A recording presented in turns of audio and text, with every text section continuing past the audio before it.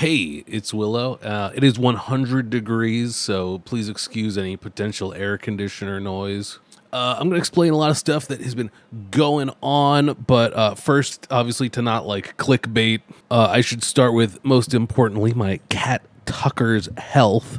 He's currently home and in visibly pretty good condition at the moment. He's laying down on the bed in the bedroom. There's some serious stuff going on with him, but overall, his chances are actually pretty decent, all things considered. It's just going to be a little rough. So let me explain, as it was explained to me. He very likely has FIP, which was explained to me as like a mutated version of like feline coronavirus. And don't worry, no one else in the house is at risk by being around him. Apparently, the feline coronavirus is actually really common, especially in cats that like used to be feral or like live in a colony, like my two guys.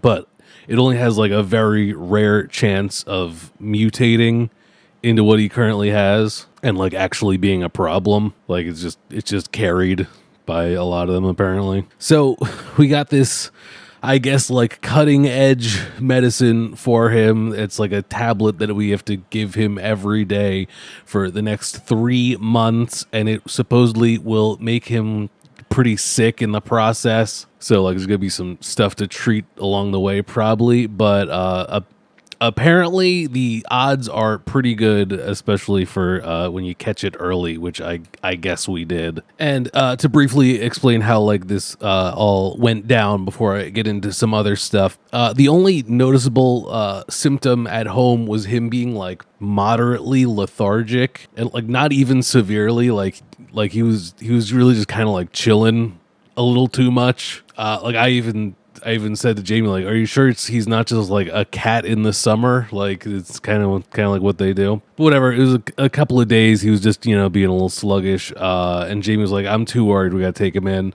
So we brought him to an emergency vet Sunday evening, and he had a really high fever. And they were like, it could be an infection, could be a virus, could be a lot of different things. They tested for like everything. Decided to keep him overnight to make sure his fever stabilized and everything. Did a bunch of blood work, panel stuff, and he ended up getting like an ultrasound to see if there was like any weird things in there. And the ultrasound specialist, I guess, was like a pretty great specialist of like internal medicine. It was like looking around, saw like swollen lymph nodes, and I'm not gonna drag this on too long. And I guess kind of came to the conclusion like I don't think it's like necessarily like cancer or anything. It might be FIP, which you have to treat starting immediately. Like I don't know if we even have like complete confirmation, but like they seem pretty sure. So like it was best to get started on that as soon as possible. Obviously that hospital stay was really expensive, and the medicine, which we had to drive to basically Philadelphia to pick up because that was the nearest pharmacy that would make it. It was like $1,800 for the 3-month supply. I really think a lot of this should be covered by his insurance. I've been checking stuff out, and it really seems like a lot of it will be. I sure hope. But he's gotten the first dose of that. Late last night they called us and they're like, hey, he's doing pretty good. His fever's decently down, like to not an alarming thing, and his levels are like pretty stable, but he's pretty stressed out because there's a lot going on in here. It's an emergency vet. So they're like, you want to come and like see if he'll like eat for you, and then if he's doing good and we check his temperature or whatever, then you can take him home. So we did that, and we got him home last night, and he's really happy to be here, and he's looking a lot better than he has in a couple of days, so that's really good. It's going to be a rough summer here with like him probably gonna be a little sick. Probably have to like give him stuff to treat like nausea or like his appetite, and take him in for routine blood work and stuff. But I don't know. They're saying the chances are pretty good, which is crazy because the medicine got approved in the U.S. like I think less than a year ago, and without it, he would have a 0% chance. And so if this had happened like a year ago, the only option would be if I would have to get the drug as an injectable on the black market from China, which I would have done, to be clear. I would have done that for him. It probably would have been cheaper, but he's good for now. Everyone's happy to have him home. I would like go get him to be like, hey, look at it, he's fine, but we don't want to stress him out. He's got to relax. So yeah, I want to start with that because obviously I don't want people to worry with it. Would be kind of weird if I got to this at the end of the video. All that being said, like, yeah, this stuff's gonna be pretty expensive. I'm not seeing a need for me to like set up like a GoFundMe at this time or anything like that. I don't know, like it's probably gonna get even more expensive if things go on, but like I'm gonna try to manage all that, not have anyone else worry about it. That being said, I know some people do like to feel like they helped out, and it's not like I couldn't use it. So I think I'll probably just put like my Venmo and stuff in the description if anyone cares.